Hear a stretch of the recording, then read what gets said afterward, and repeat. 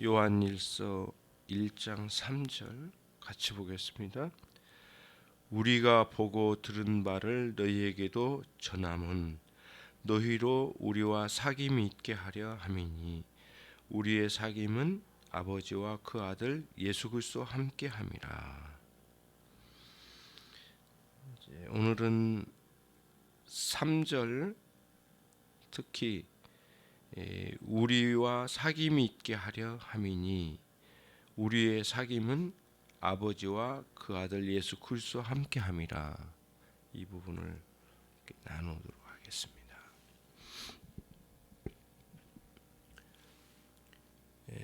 하나님께서 만물을 조성해 주실 때 모든 만물이 각자 서로 상관없이 존재하도록 그렇게 창조하지 않으시고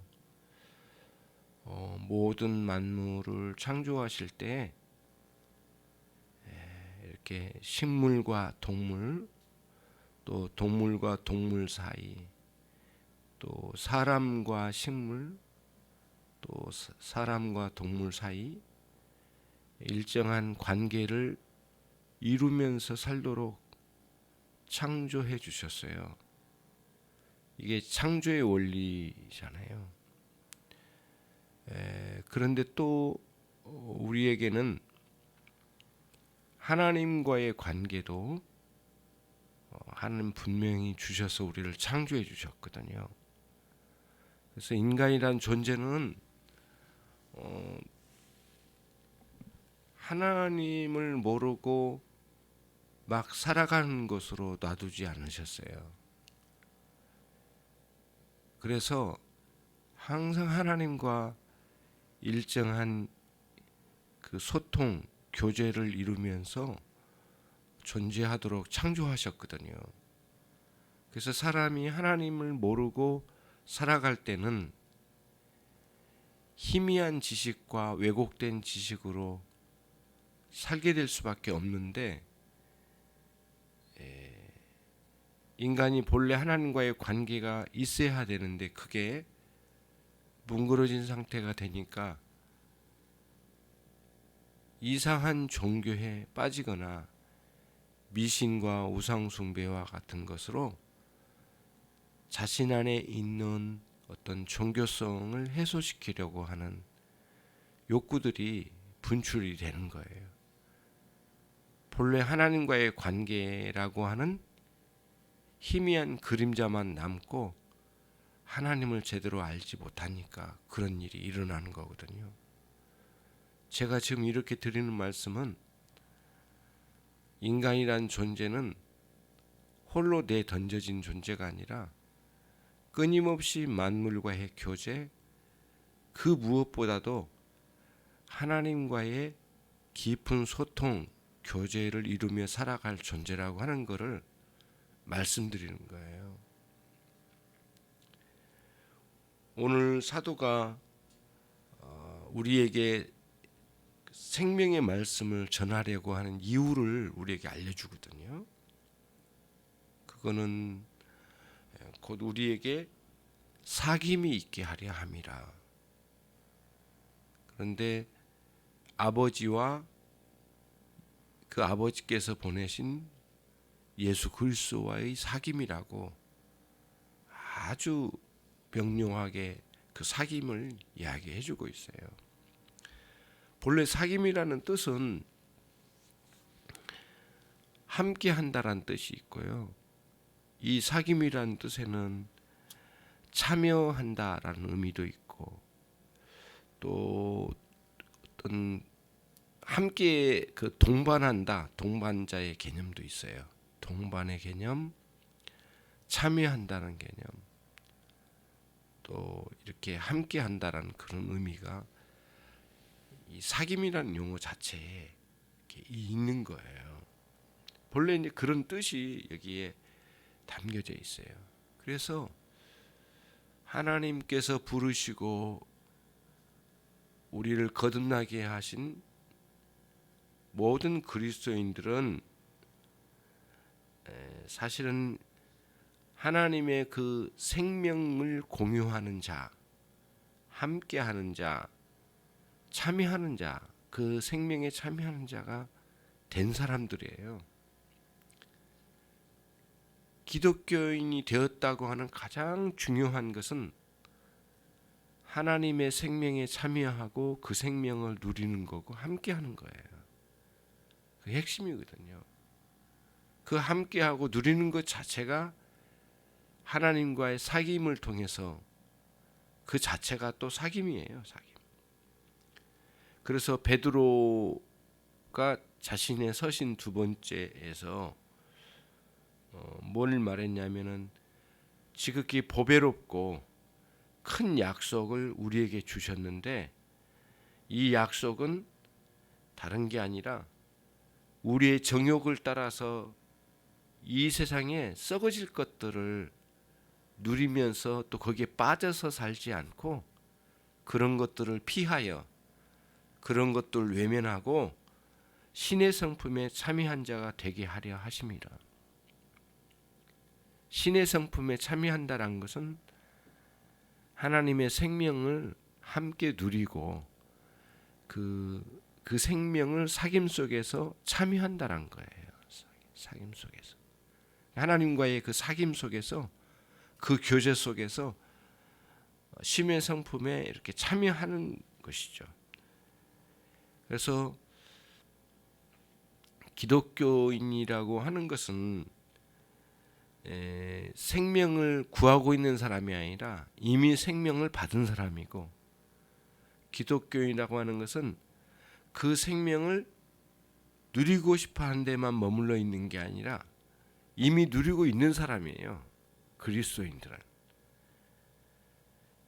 그래서 이제 우리가 놀랍게도 신의 성품에 신의 본성에 참여한 자들이 되는 것이죠. 사도 바울도 갈라디아서에서 이제 그런 이야기를 하잖아요. 내 안에 내가 사는 게 아니라 그리스도께서 사신다. 우리의 믿음은 뭐냐?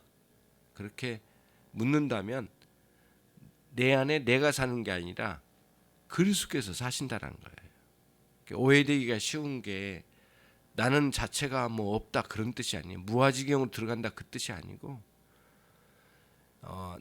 나가 나 자신으로만 사는 게 아니라 나라고 하는 존재는 그리스도께서와 들어와 계셔서 내 인생을 주도해서 사신다는 거예요. 그러니까 끊임없이 그리스도와의 사귐 속에 있는 우리 자신을 설명하려고 했던 거거든요. 그거를 여기서 이제 말하려고 하는 거예요. 그럼 이제 이 사귐이 조금 더 안쪽으로 들어가 보면 오늘 사귐이 아버지와 함께함이라 이렇게 됐거든요. 물론 그 뒤에 그 아들 예수 그리스도와 함께함이라는 용어도 있는데 그거는 내일 살펴보기로 하고요.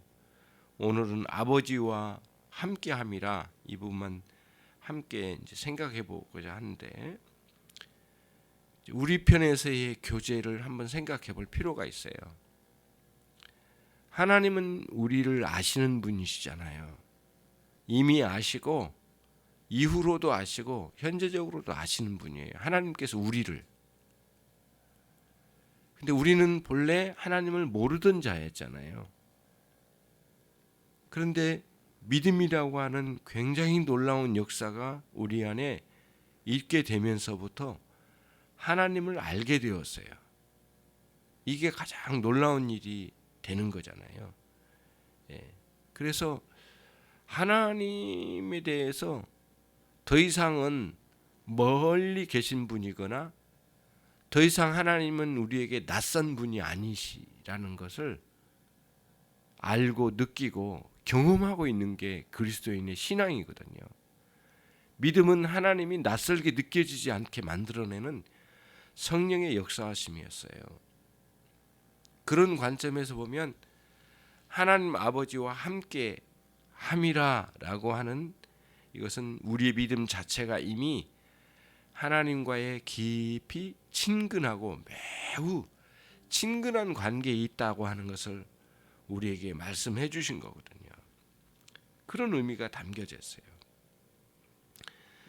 그래서 갈라디아서 4장에서도 그 이제 이런 갈라디아서 4장 9절에도 이런 표현이 나와요. 이제부터는 너희가 하나님을 알 뿐만 아니라 하나님의 아신 바 된 자다. 너희는 누구냐면은 하나님께서 우리를 아신 바 된 자래. 하나님 우리를 알고 계신 자래요. 근데 그 믿음 이전에 불신앙의 세계에서 살던 그때에 하나님이 우리를 알고 계신 것과는 사뭇 다른 의미에서 하나님 아신 거예요. 이제는 매우 가까운 관계의 아심이 되는 거죠.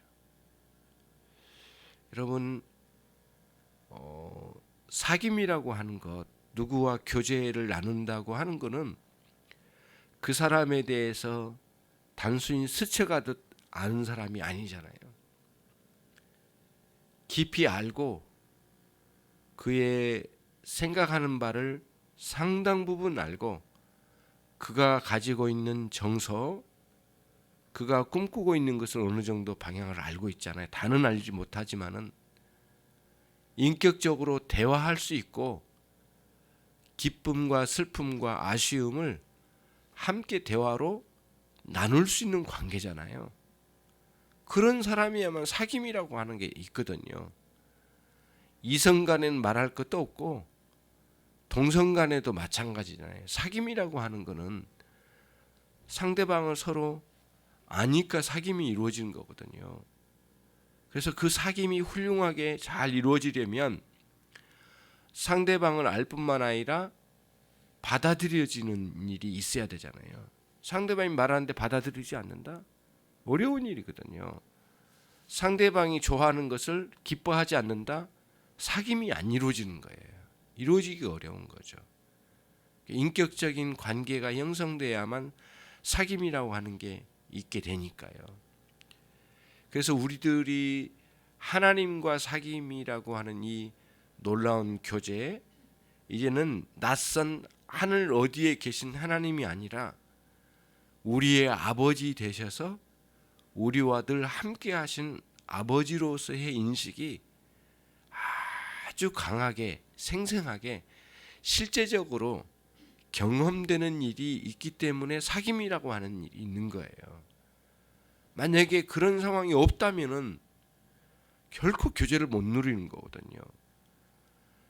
그러한 상태에 있기 때문에 우리가 기도할 수 있었던 거거든요. 기도라고 하는 것은 그런 사귐의 하나의 방편이잖아요. 만약에 그런 관계의 사귐을 없는데, 그런 사귐이 없는데 기도한다? 그럼 그건 기도가 아닐 거예요. 자신은 기도라고 하겠지만은, 그러니까 사람들이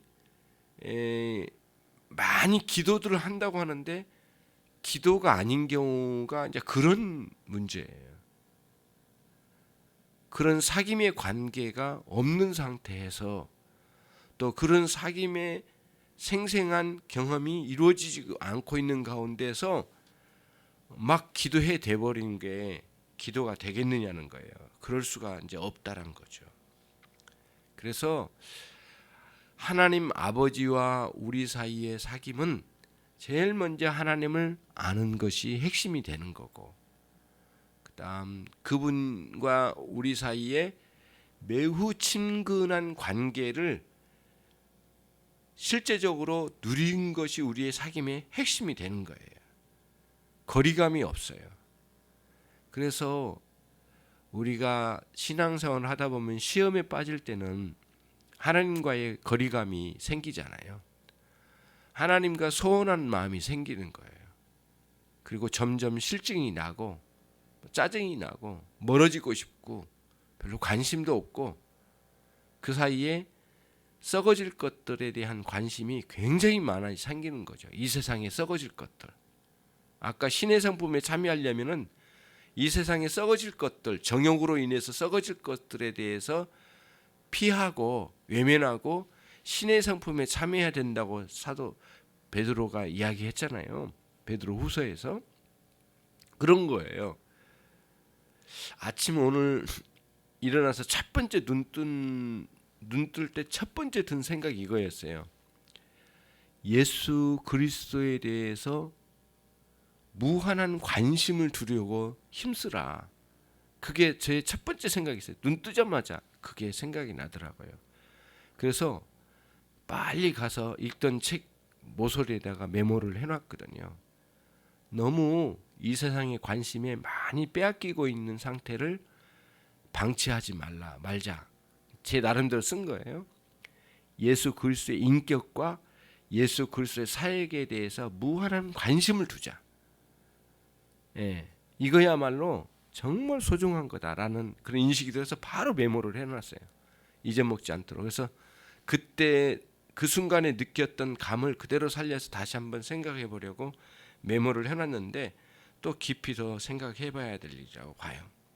예. 우리가 결정적으로 그 양자의 영을 우리 안에 하나님께서 주셔서 그 양자의 영인 성령님에 의해서 우리로 하여금 하나님에 대하여 아바 아버지라 부를 수 있다고 로마서 8장 15절에 말씀해 주셨잖아요. 굉장히 놀라운 일이죠.